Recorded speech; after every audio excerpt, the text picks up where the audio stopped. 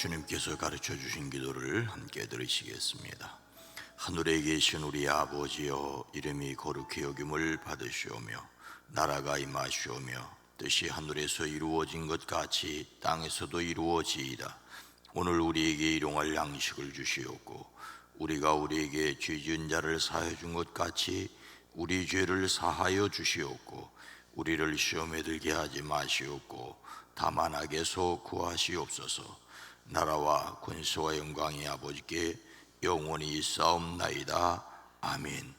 거룩하신 하나님, 주의 은혜와 사랑을 감사합니다. 구원의 은혜를 허락하셨을 뿐만 아니라 때를 따라 돕는 은혜를 베푸시기를 원하시는 주여, 이 시간도 오늘 하루에 우리의 삶에 필요한 은혜를 더하여 주시기를 원합니다. 주님이 함께 계시다 친히 일하시는 것을 경험하기를 원합니다. 하나님의 선하신 뜻이 이루어지는 우리의 삶과 우리의 가정과 우리의 일터와 이 나라 이 민족 이 백성이 되어지게 하옵소서. 이 땅을 여기까지 지켜주시고 도와주신 것을 감사합니다. 주의 도우심과 은혜를 기억하기에 또한 주의 도우심과 은혜를 베푸는 나라와 민족이 되어지게 하옵소서. 이 시간도 우리의 기도에 포함되어 있는 그 이름들을 복되게 하옵소서. 건강을 더하여 주시옵소서. 생명의 역사를 더하여 주시옵소서. 만남의 복을 허락하여 주시옵소서. 주의 손으로 도우사 지경이 넓혀지게 하시되 환난에서 벗어나 근심이 없게 하옵소서. 주여, 우리의 삶의 순간순간마다 거기 함께 계셔서 친히 도우시는 은혜를 구합니다. 주여, 친히 역사하여 주시옵소서. 이 시간 우리에게 말씀을 더하시옵소서. 예수님의 이름으로 간절히 축복하여 기도드리옵나이다. 아멘. 찬송가 309장입니다. 목마른 내 영혼. 찬송가 309장입니다. 목마른 내 영혼, 저가 예미 허락한 그 귀한 영생서 주여 갈망합니다. 그 약속 따라서 힘써 간구하오니 오 주여 내 기도 어서 들어주소서. 예수의 사랑, 예수의 사랑, 바닷 물결같이 내게 임하니 영광의 물결에 온전히 쌓여서 내 영혼의 기쁨 한량 없도다. 주 내게 약속한 큰 비 내려주시려 은혜의 조 떠올라 그 귀한 징조가 내게 밝게 보이니 너희 힘을 더하여 주께 간구합니다. 예수의 사랑, 예수의 사랑, 바닷 물결같이 내게 임하니 영광의 물결에 온전히 쌓여서 내 영혼의 기쁨 한량 없도다. 은혜의 소낙비 지금 흡족해 내려 구원의 큰 강물을 넣자고 넘쳐서 내 추한 모든 죄 모두 씻어버리니 너 지금 은혜를 충만하게 받았네. 예수의 사랑, 예수의 사랑, 바닷 물결같이 내게 임하니 영광의 물결에 온전히 쌓여서 내 영혼의 기쁨 한량 없도다. 그 차고 넘치는 주의 은혜의 물결 힘차게 밀려와 내게 만족합니다. 오 할렐루야로 주를 찬송하오니 내 마음의 기쁨에 항상 충만함이라. 예수의 사랑 예수의 사랑 바닷 물결같이 내게 임하니 왕의 물결에 온전히 쌓여서 내 영혼의 기쁨 한량없도 그 차고 넘치는 주의 은혜의 물결 힘차게 밀려와 내게 만족합니다. 오 할렐루야로 주를 찬송하오니 내 마음의 기쁨에 항상 충만함이라. 예수의 사랑 바닷 물결같이 내게 임하니 영광의 물결에 온전히 쌓여서 내 영혼의 기쁨 한량없도다. 아멘. 로마서 15장 26절로 27절 말씀입니다. 신약성경 261면입니다. 로마서 15장 26절로 27절 말씀을 함께 읽습니다. 이는 마게도냐와 아가야 사람들이 예루살렘 성도 중 가난한 자들을 위하여 기쁘게 얼마를 연보하였음이라. 저희가 기뻐서 하였거니와 또한 저희는 그들에게 빚진 자니 만일 이방인들이 그들의 영적인 것을 나누어 가졌으면 육적인 것으로 그들을 섬기는 것이 마땅하니라. 아멘. 오늘도 예수 그리스도 안에서 평안을 누리시기를 주의 이름으로 축복합니다. 1950년 6월 25일 북한의 기습 남침으로 시작된 한국 전쟁은 이 땅을 온통 북한에 넘겨줄 뻔하였지요. 사흘 만에 수도 서울이 함락되었으니 말입니다. 불행 중 다행으로 유엔군의 참전으로 기적적으로 반격할 수 있었습니다. 현재의 휴전선까지 다시 밀어붙일 수 있게 된 것은 미국을 비롯한 유엔의 지원 덕분입니다. 그런데 그 유엔군 가운데 에티오피아가 있다는 사실을 아는 사람은 그리 많지 않습니다. 한국 전쟁 통제권을 유엔으로부터 인정받은 미국은 7월 14일 안보리의 결정을 지지한 53개 회원국 정부에 지상군 지원을 요청을 했지요. 이때 아프리카 나라 중 유일하게 지상군을 파병한 나라가 에티오피아였습니다. 일찍이 에티오피아는 외세의 침략을 무찌르기 위해 국제연맹에 지원을 요청한 적이 있었지만 무의로 끝난 아픈 역사가 있었습니다. 이런 역사적인 경험 때문에 에티오피아는 강력한 집단 행동으로 세계 평화를 유지해야 한다는 유엔 결의에 따라 파병을 결정하였습니다. 에티오피아는 아프리카 대륙에서 유일한 독립을 유지하고 있었습니다. 그리고 고유 문자를 가진 그런 역사가 깊은 나라였습니다.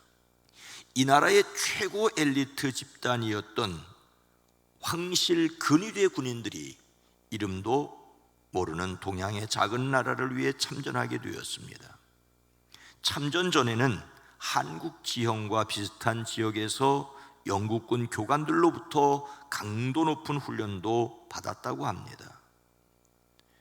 출정식에서 황제로부터 적에게 결정적 타격을 주거나 괴멸시킨다는 의미에서 강류라는 대대명칭을 부여받았습니다. 총 6,038명이 파병이 되었는데 그들은 한평생 경험해 보지 못한 한국의 추위와 배고픔을 겪었고 253전 무패, 전사 121명, 부상 536명, 포로 전혀 없는 어마어마한 전과를 거두었다고 합니다. 그런데 현재 에티오피아에서는 한국전 당시 공산군을 상대로 싸웠다는 이유만으로 참전용사들이 연금이 끊긴 적이 있었고 직장에서 쫓겨나기도 했었다고 합니다. 그 이유는 1974년에 들어선 공산정권 때문이었지요. 정치가들의 무능과 부패로 공산사회로 바뀌면서 공산주의와 싸운 한국 참전용사들은 냉대를 받으며 살게 되었습니다. 게다가 이웃의 소말리아와의 전쟁, 계속된 내전 등으로 경제가 피폐화되었고 가뭄으로 인해서 대다수 국민들이 가난과 굶주림, 질병으로 고통을 받는 세계에서 가장 가난한 나라 가운데 하나로 전락을 했습니다. 이런 가운데서 에티오피아 참전 용사들은 가장 가난한 나라에서도 가장 가난한 사람들이 되어버렸다고 합니다. 한국전쟁 전에는 우리나라보다 훨씬 잘 살았던 에티오피아였습니다. 그러나 오랜 내전과 국가 지도자들과 사회 지도층 인사들의 무능과 부패로 무너지게 되었다는 것이지요. 이 이야기를 들으면서 참 가슴이 아팠습니다. 또 우리나라가 이러한 부강을 누릴 수 있게 된 것은 이들의 피와 땀이 있었기 때문이라는 사실을 기억을 하게 됩니다. 현재 우리나라에서 에티오피아 참전 용사를 돕는 것은 포항에 있는 한 교회뿐이라는 이야기를 들으면서 좀 마음이 무거웠습니다. 이방 교회라고 할 수 있는 마게도냐와 아가야에 있는 성도들이 유대인인 예루살렘 성도들을 위하여 어떻게 하였는지를 오늘 본문 말씀은 말해주고 있습니다. 이는 마게도냐와 아가야 사람들이 예루살렘 성도 중 가난한 자들을 위하여 기쁘게 얼마를 연보하였습니다. 사도 바울은 로마 교회를 방문하기 원하는 장기 계획을 밝히면서 지금은 로마로 갈 수 없고 예루살렘으로 급히 올라간다라고 말하고 있습니다. 자신이 예루살렘으로 가는 것을 성도를 섬기는 일이라고 밝힙니다. 한시 바삐 로마를 방문하고 싶은 마음이 있었지만 그런데 예루살렘 교회로 가는 것이 더 시급하기 때문에 로마 방문 계획을 미루고 예루살렘으로 간다고 합니다. 그 일은 바로 성도를 섬기는 일을 위해서지요. 여기서 섬긴다는 말은 심부름을 가다 식사시중을 든다는 그런 뜻을 가지고 있으니 그가 무엇을 하려고 하는지 짐작할 수 있습니다. 바울은 예루살렘에 있는 성도들의 필요를 공급하고자 그곳으로 급히 가고자 하였습니다. 그것은 바울이 마게도냐와 아가야 지방에 있는 그리스도인들에게서 모금한 구제 헌금을 예루살렘에 전달하기 위한 것이었습니다. 이것이 예루살렘의 가난한 성도들에게 얼마나 요긴한 것인지를 알았기에 그의 마음이 무척이나 바빴던 것을 볼 수가 있습니다. 바울의 선교 사역은 예수 그리스도의 복음을 전하는 데만 관심이 있었던 것이 아닙니다. 구제 사역도 선교 사역 못지않게 중요하게 여겼던 것을 곳곳에서 볼 수가 있습니다. 그리스도 안에서 한 몸된 지체가 궁핍을 당하고 있는데 또한 모른 채 할 수 없었기 때문이지요. 하나님을 알지 못하는 영적 굶주림과 함께 육체적인 어려움을 당하는 것을 또한 안타깝게 여기고 달려가는 것을 볼 수가 있습니다. 그런데 이렇게 바울이 예루살렘으로 갈 수 있는 이유는 마게도냐와 아가야 사람들이 기쁜 마음으로 예루살렘에 사는 성도들 가운데 가난한 사람들에게 보낼 구제금을 마련했기 때문이라고 말하고 있습니다. 아무리 예루살렘으로 달려가고 싶어도 달려가서 전해줄 것이 없다면 달려가지 못했을 것입니다. 예루살렘 교회에서 보았을 때 마게도냐와 아가야는 유대인이 아닌 이방인들입니다. 마게도냐는 데살로니가와 빌립보 등등으로 오늘날의 그리스 북쪽을 가리키고, 아가야는 아테네와 고린도를 포함한 그리스 남쪽을 가리킵니다. 이들은 복음을 전한 사람이 아니라 복음을 받아들인 사람입니다. 유대인인 바울을 통하여 복음을 들었는데 이제는 유대인을 돕기로 나섰던 것입니다. 그들은 예루살렘에 기근이 들어 가난한 사람들이 어려움을 겪고 있다는 이야기를 들었습니다. 예루살렘은 여러 나라에서 몰려든 사람들로 항상 붐볐고, 예루살렘 교회가 그들을 섬기기 위해서 많은 재정이 필요했다는 것을 알고 있었습니다. 그래서 마게도냐와 아가야의 교회들이 구제 헌금을 모아서 전달하는 일을 바울에게 맡겼던 것이지요. 바울은 그들이 기쁘게 헌금하였다는 것을 밝힙니다. 강요에 의해서가 아니라 자발적으로 스스로 구제 헌금을 모았고 그것을 바울에게 부탁하여 예루살렘 교회에 전달하고 있는 것입니다. 우리의 섬김은 기쁘게 감당하는 것이어야 할 줄로 믿습니다. 마게도냐와 아가야에 있는 성도들이 예루살렘 성도들을 위하여 기쁘게 연보를 보낸 이유가 무엇이겠습니까? 저희가 기뻐서 하였거니와 또한 저희는 그들에게 빚진 자니, 만일 이방인들이 그들의 영적인 것을 나누어 가졌으면 육적인 것으로 그들을 섬기는 것이 마땅하니라. 바울은 여기에서 한 가지 원리를 제시합니다. 이방 교회가 예루살렘 교회에서 신령한 복을 받았기 때문에 육신의 생활에 필요한 것을 또한 섬길 의무가 있다라고 말합니다. 이방 교회는 예루살렘 교회에 빚진 사람들이라고까지 포함합니다. 영적으로 복음을 받아들이는 것을 영적으로 빚을 졌다라고 말하고, 그래서 육적으로 갚아야 한다라고 말하고 있는 것이지요.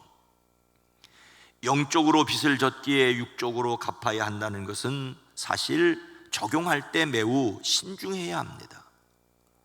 복음을 전하여 주는 영적인 빚을 육적으로 도와주는 것을 갚는다라고 과연 말할 수 있는지, 그것을 어떤 의무라고 여기는 것이 가능한지를 생각해야 합니다. 부모가 자식을 키워주었으니 자식이 효도해야 한다는 것은 인지상정입니다.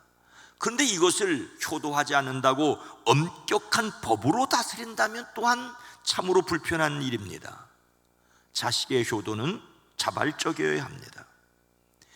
바울은 마게도냐와 아가야 교회가 예루살렘 교회를 섬긴 것을 기쁘게 섬긴 것이라고 강조합니다. 참으로 조심스러운 표현이지만 당연한 일이지만 기쁘게 하는 것이어야 합니다. 우리말로 당연하다면 억지로라도 시켜야 하는 것이고, 기쁘게 한다면 마음에 없으면 안 해도 좋은 것처럼 생각할 수 있습니다. 하지만 당연한 일을 기쁘게 해야 합니다. 사랑은 당연하지만 기쁘게 하는 것이어야 하지요. 우리는 기쁨으로 다른 사람을 섬길 수 있는 영성을 길러야 합니다. 그래서 은혜 받은 사람으로서 은혜를 기억하는 섬김이어야 합니다. 우리를 도왔던 사람들을 우리가 도울 힘이 생겨서 도와주어야 한다면 그 상대는 누구이겠습니까? 오늘 말씀을 묵상하면서 제게 생각났던 것이 바로 에티오피아였습니다. 얼마 전에 가까운 목사님이 에티오피아로 선교를 나가셨기 때문일지도 모르겠습니다. 사람이 살아가면서 도움을 받는다라고 하는 그 자체가 부끄러운 일은 아닙니다. 도움을 받아야 할 때는 도움을 받아야 합니다. 그런데 도움을 받았다는 것을 감추는 것은 마음에 부끄러움이 있다는 말이죠. 그러나 진짜 부끄러움은 도울 힘이 있는데 돕는 것을 모르는 것이라고 할 수가 있습니다. 기쁨으로 다른 사람을 도울 수 있는 사람이 되는 것이 바로 그리스도 교회의 영성, 예수님을 닮는 것이라고 할 수가 있습니다. 억지로 십자가를 지신 것이 아니라 인류 구원의 대업을 이루기 위해 그 십자가로 나아가셨습니다. 도울 힘이 있어 기쁘게 돕는 영성을 갖는 우리와 우리 교회가 되어지기를 주님의 이름으로 축복합니다. 거룩하신 하나님, 자비로우신 주여, 힘들고 어려워서 고통스러워서 선한 일을 하는 것이 아니라 또한 편안을 포기하고 주를 향한 고난이 주님이 주시는 힘과 능력으로 감당하는 것이 될 수 있게 하옵소서. 주님, 전쟁 전에 우리보다 훨씬 잘 살아서 우리나라를 도와줬던 에티오피아나 필리핀이나 터키 같은 나라보다 우리나라가 이렇게 잘 살 수 있게 된 것은 주의 은혜입니다. 다시 도울 기회가 있으면 돕는 나라와 한국교회가 되어지게 하옵소서. 무엇보다도 우리 마음속에 하나님의 은혜에 대한 감동과 기쁨과 감격이 넘치게 하옵소서. 명절 끝입니다. 오고 가는 발걸음을 복되게 하시고 한 주간이 시작되는 이 주간도 사랑하는 성도들의 사업장과 일터와 가정과 직장이 복되게 하옵소서. 대한민국 하나님이 주신 복을 잘 누려가는 이 나라의 정치가 경제가 되어지게 하옵소서. 성령 하나님, 이 땅을 지켜 주시옵소서. 예수님의 이름으로 간절히 기도드리옵나이다. 아멘. 오늘 말씀을 생각하며 자신이 은혜 입었음을 알게 하옵소서. 교회가 은혜를 입었기에 은혜를 끼치는 교회가 되어지게 하시고 우리나라가 가난한 참전국의 은혜를 갚는 나라가 되어지기를 기도하십시다. 주여!